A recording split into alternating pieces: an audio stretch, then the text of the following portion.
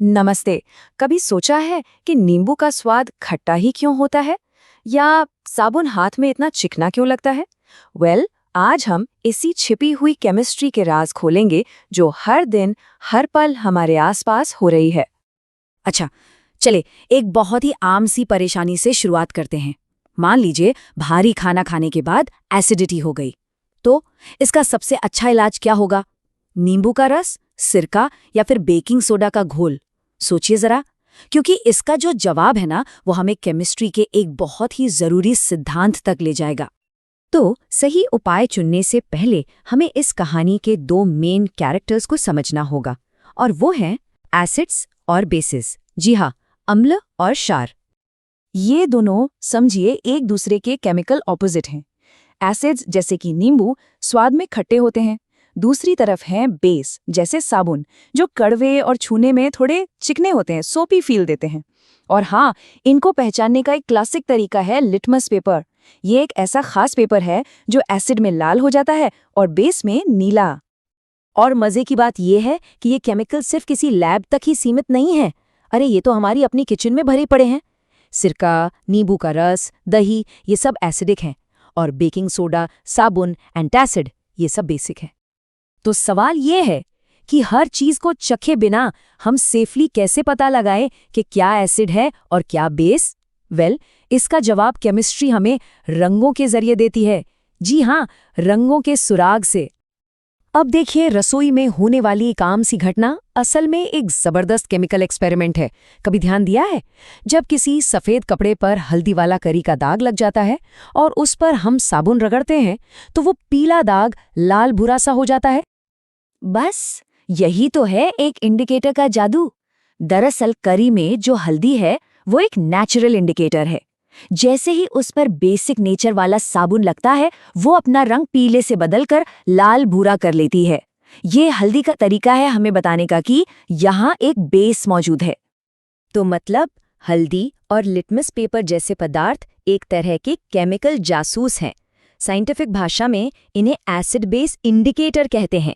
इनका काम ही यही है, रंग बदलकर हमें बताना कि कोई सॉल्यूशन एसिडिक है या बेसिक। तो ठीक है, हमने ये तो समझ लिया कि एसिड और बेस एक दूसरे के ऑपोजिट हैं। पर क्या होता है जब इन दोनों दुश्मनों को आमने सामने लाया जाए, जब ये आपस में टकराते हैं?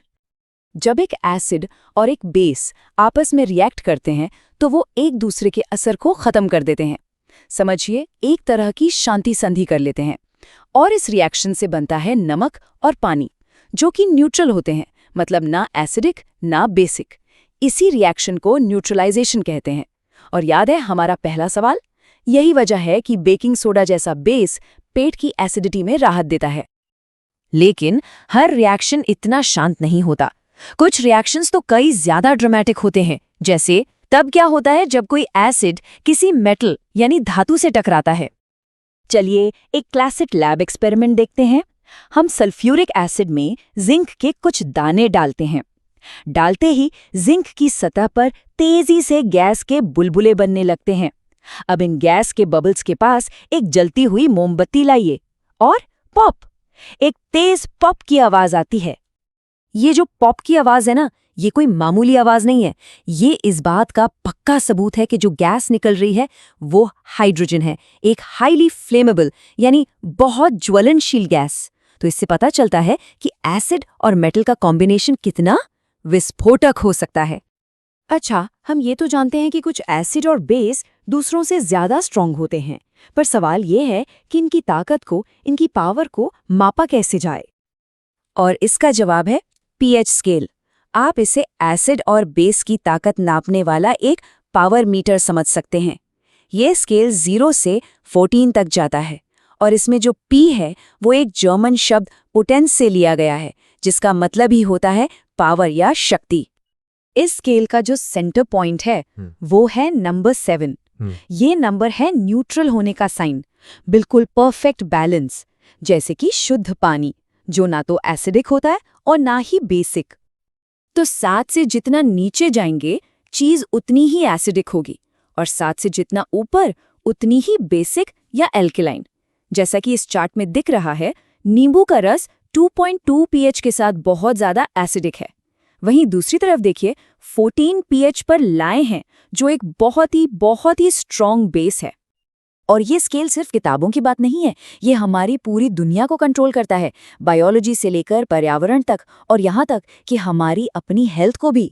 मिसाल के तौर पर जब हमारे मुंह का pH 5.5 से नीचे गिरता है तो हमारे दांतों का एनामल गलना शुरू हो जाता है। सच तो ये है कि हमारी बॉडी का जिंदा रहना भी pH के एक बहुत ही छोटे से दायरे में बने रहने पर डिपेंड करता है। तो चलिए अब कहानी को वापस वहीं ले आते हैं जहां से हमने एक हिंट लिया था, नमक। वही नमक जो न्यूट्रलाइजेशन रिएक्शन से बनता है। पर यह सिर्फ खाने का मसाला नहीं है, ये एक बहुत ही ज़रूरी रॉ मटेरियल है। जी हाँ, ये जो साधारण सा नमक है जिसे हम सोडियम क्लोराइड कहते हैं, वो असल में एक केमिकल खजाना है। ये बहुत सारी ज़रूरी चीज़ों को बनाने का स्टार्टिंग पॉइंट है, जैसे कि ब्लीच, बेकिंग सोडा और यहाँ तक कि साबुन भी। सबसे पहले बात करते हैं बेकिंग सोडा की। इसका केमिकल नाम है सोडियम बाइकार्बोनेट। ये एक माइल्ड यानी हल्का बेस है जो केक फुलाने से लेकर, जैसा हमने देखा, एसिडिटी शांत करने जैसे कई कामों में इस्तेमाल होता है। फिर आता है इसका ज़्यादा ताकतवर भाई, वॉशिंग सोडा यानी सोडियम कार्बोनेट। ये एक स्ट्रॉन्ग बेस है और इसका काम है इंडस्ट्रियल स्ट्रेंथ क्लीनिंग। ये हार्ड वाटर को सॉफ्ट करता है और ज़िद्दी से ज़िद्दी दागों को हटाता है। और ये बात कितनी कमाल की है ना, ये दोनों सोडा भाई जो केमिकली इतने मिलते जुलते हैं, सिर्फ अपनी ताकत में फ़र्क होने की वजह से कितने अलग अलग काम आते हैं। एक हमारी किचन का हीरो है तो दूसरा इंडस्ट्री और लॉन्ड्री का। तो जैसे प्लास्टर ऑफ पेरिस जो एक पाउडर होता है, पानी मिलते ही एक हार्ड सॉलिड कास्ट में बदल जाता है, वैसे ही केमिस्ट्री हर पल हमारे चारों ओर बदलाव की ऐसी ही कहानियां लिख रही है। आज हमने एसिड, बेस और नमक की दुनिया को थोड़ा करीब से देखा, तो अगली बार जब कोई नींबू निचोड़ें या साबुन इस्तेमाल करे तो एक पल रुककर सोचिएगा ज़रूर कि हमारे आसपास और कौन-कौन सी छिपी हुई केमिकल ट्रांसफॉर्मेशंस हैं जो इस दुनिया को आकार दे रही हैं।